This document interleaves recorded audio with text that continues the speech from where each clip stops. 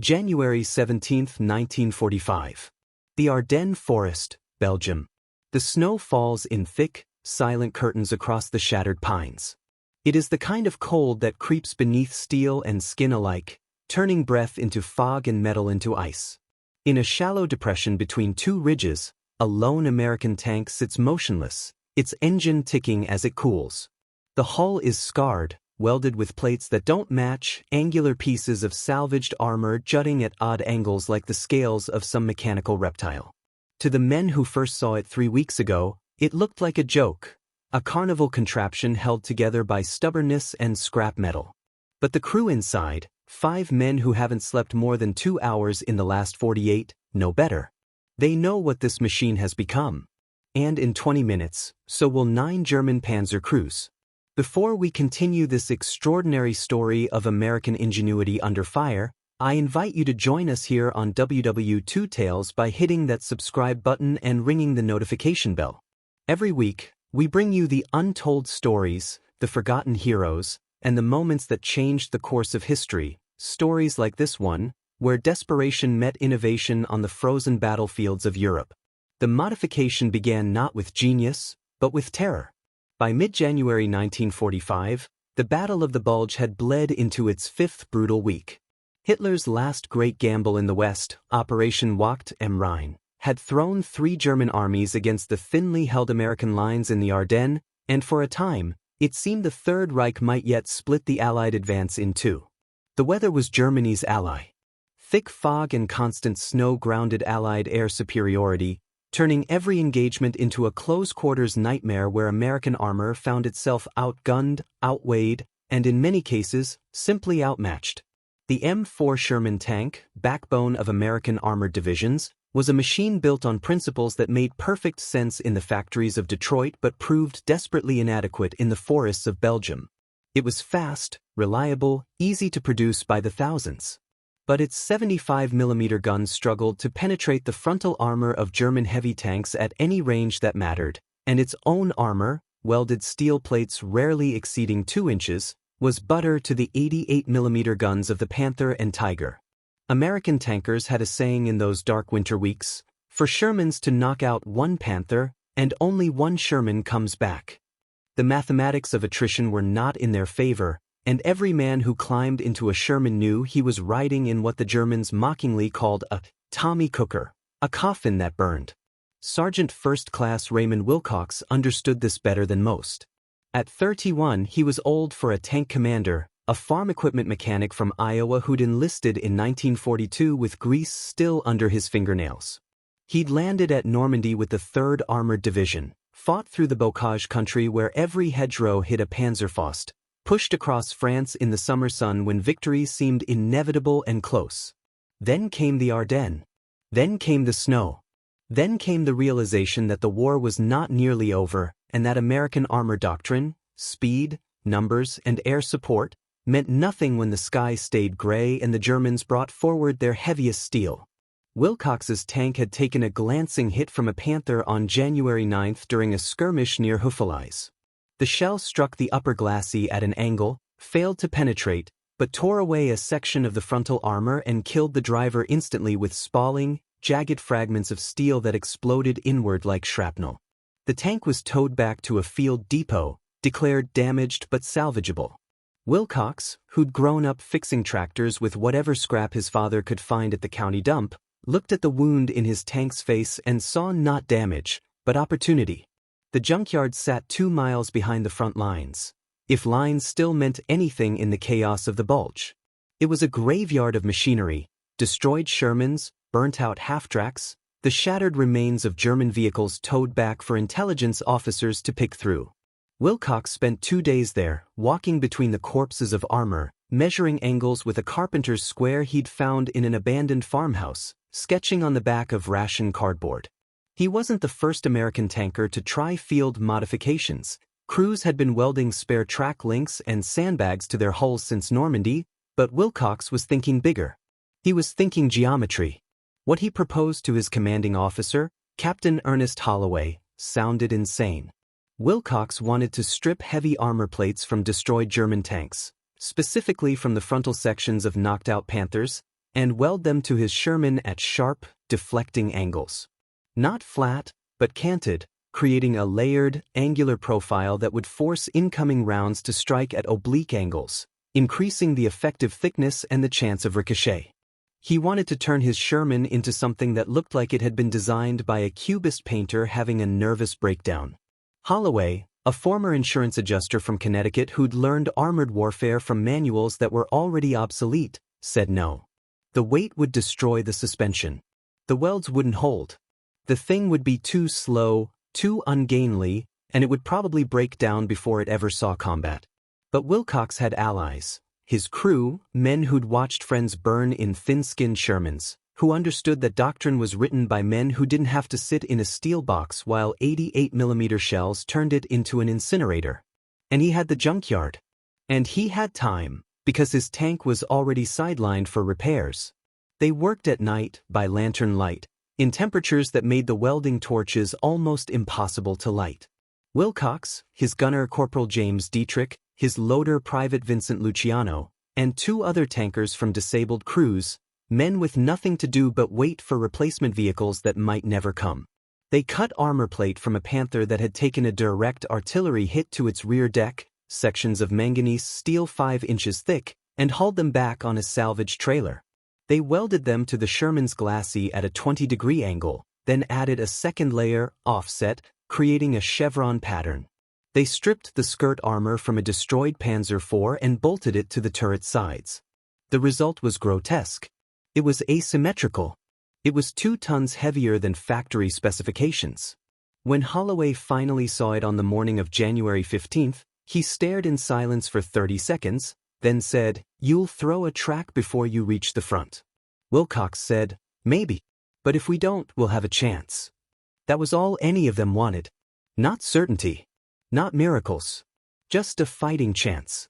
The German soldiers advancing toward the Aort River that frozen January had been promised something entirely different. He had been told the Ardennes offensive would be another 1940, another lightning streak through the forests that would shatter light lines and send their mercenaries reeling back to the sea.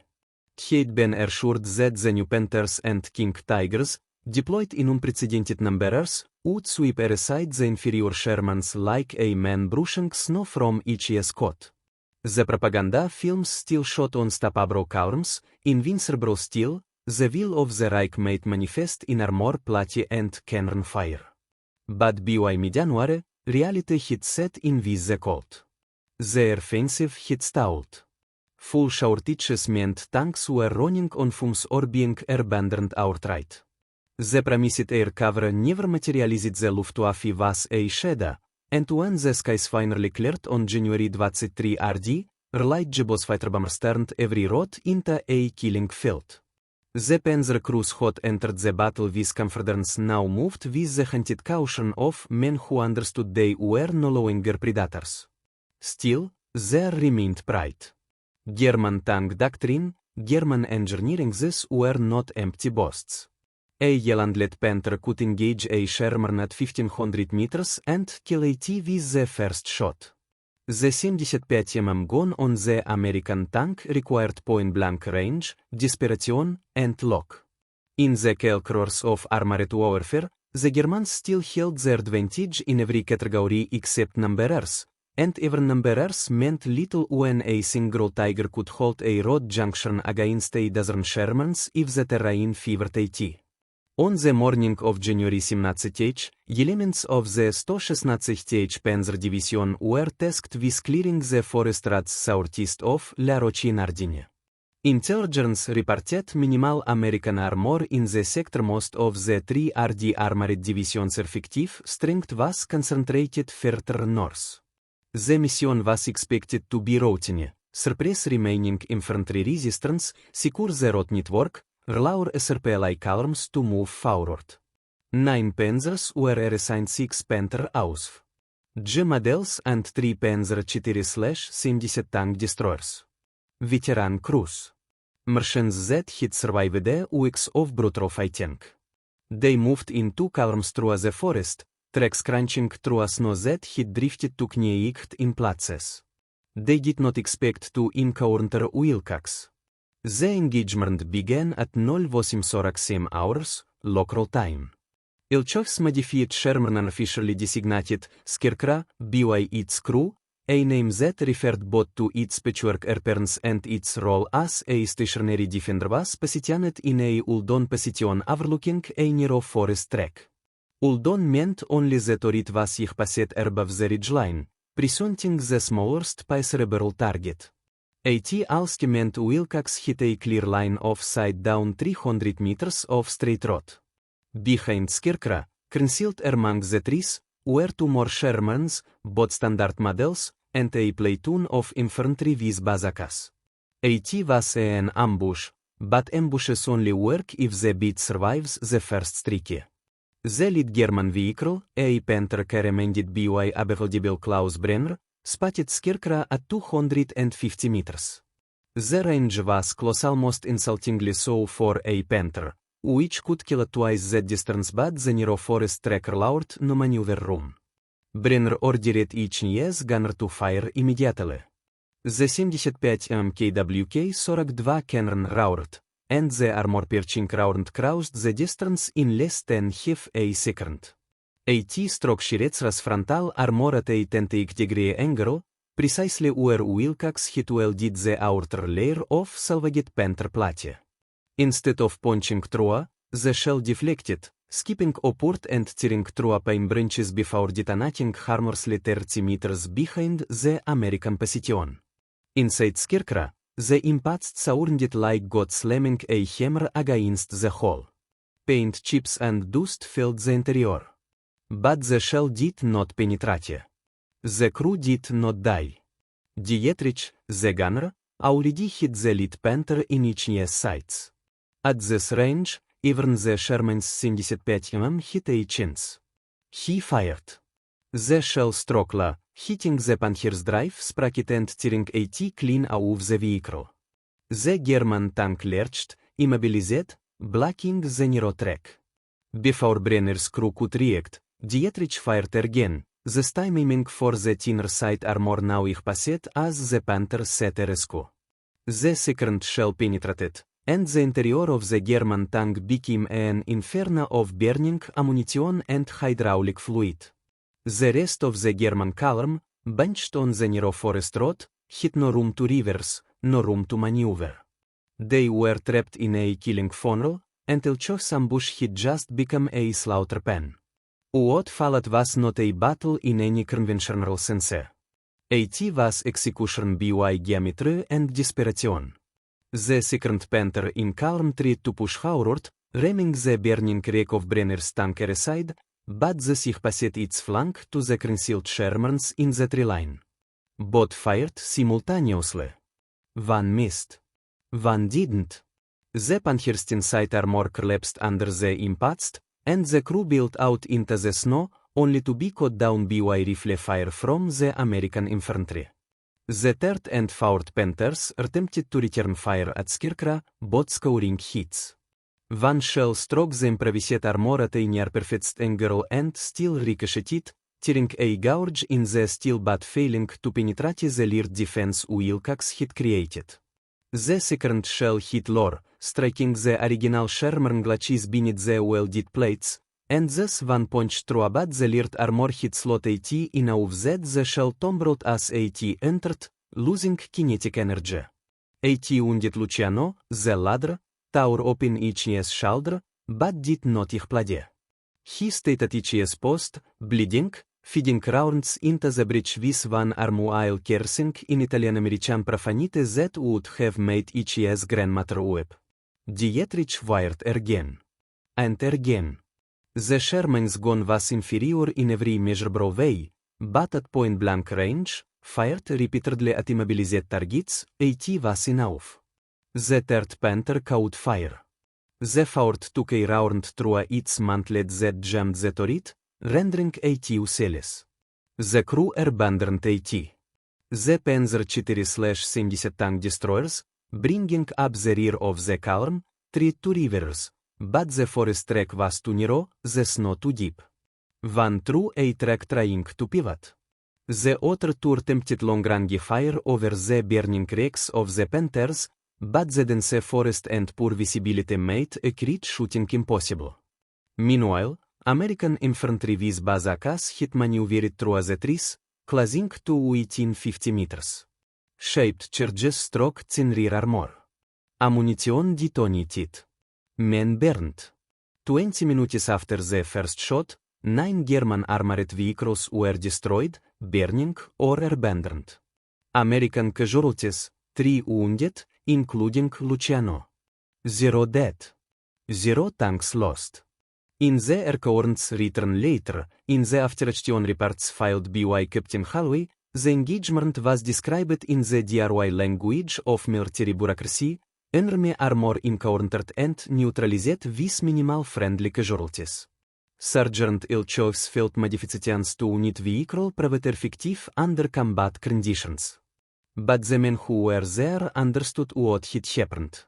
They understood that a Junkyard monstrosity held together by welding rods and Audacity had done what doctrine said was impossible. AT had taken repeated hits from guns designated to kill AT and had not yet. The symbolic weight of Ilchov's tank cannot be overstated. Here was the essence of American industrial might compressed into a single, ugly machine. The Sherman itself was a product of mass production 34 different factories across the United States built variations of the design, churning out nearly 50,000 tanks during the war. AT was not the best tank.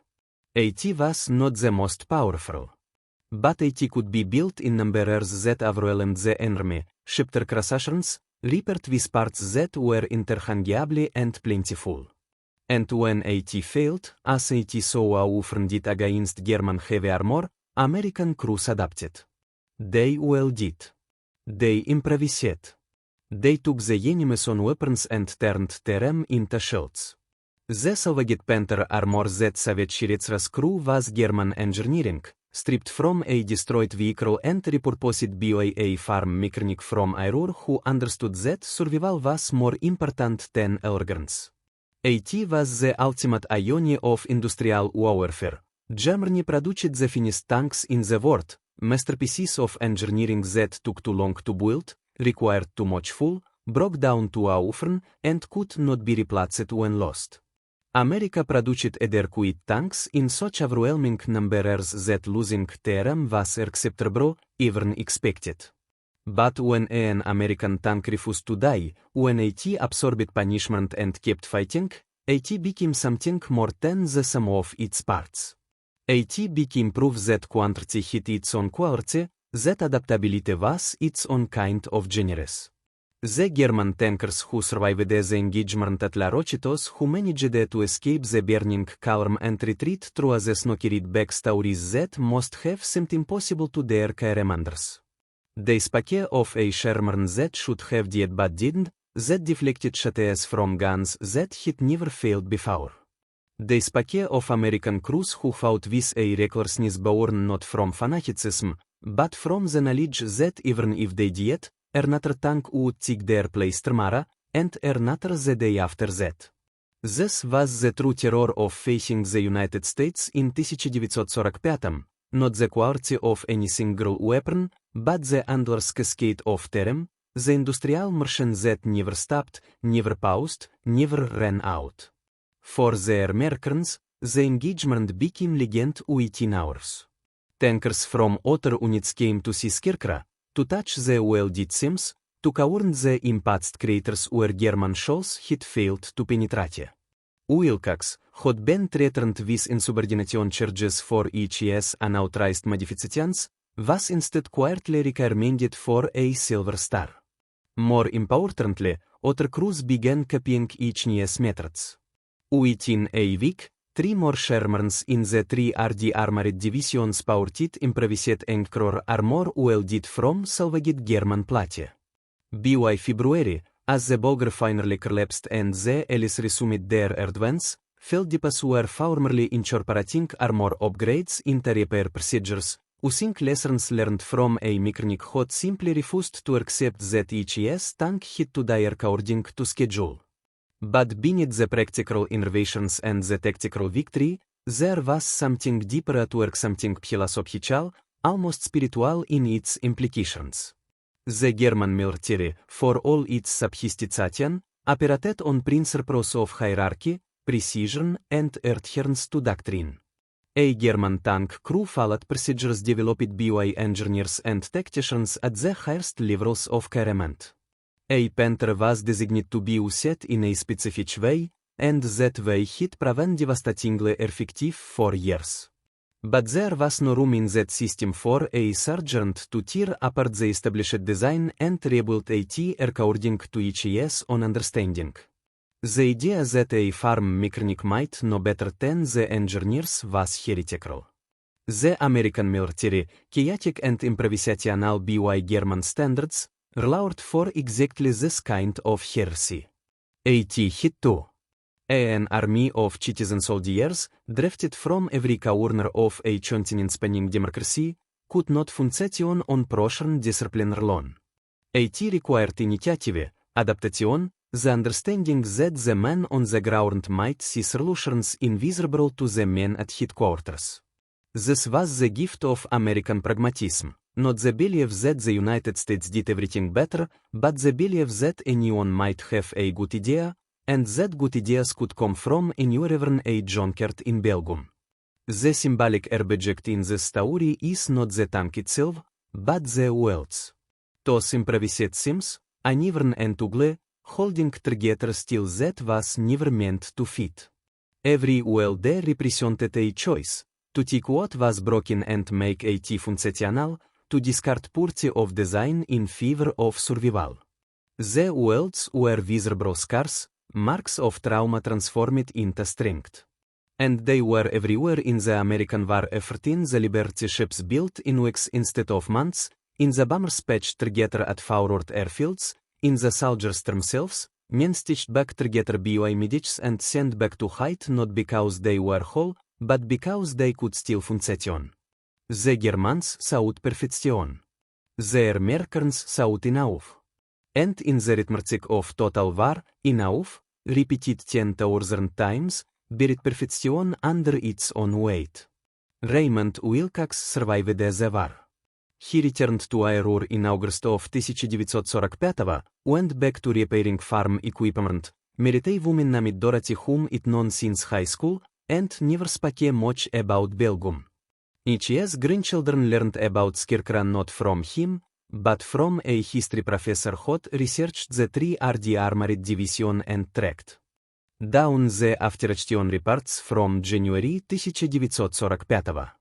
When they asked him about it, Wilcox by 10 in which his 70s, hand still scared from a lifetime of working with metal shredded and said, "It needed fixing, so I fixed it. That's all. As if improving armor that saved 5 lives and destroyed 9 enemy tanks was simply routine maintenance. As if generous was just another word for not accepting death as inevitable. Scarecrow itself did not survive.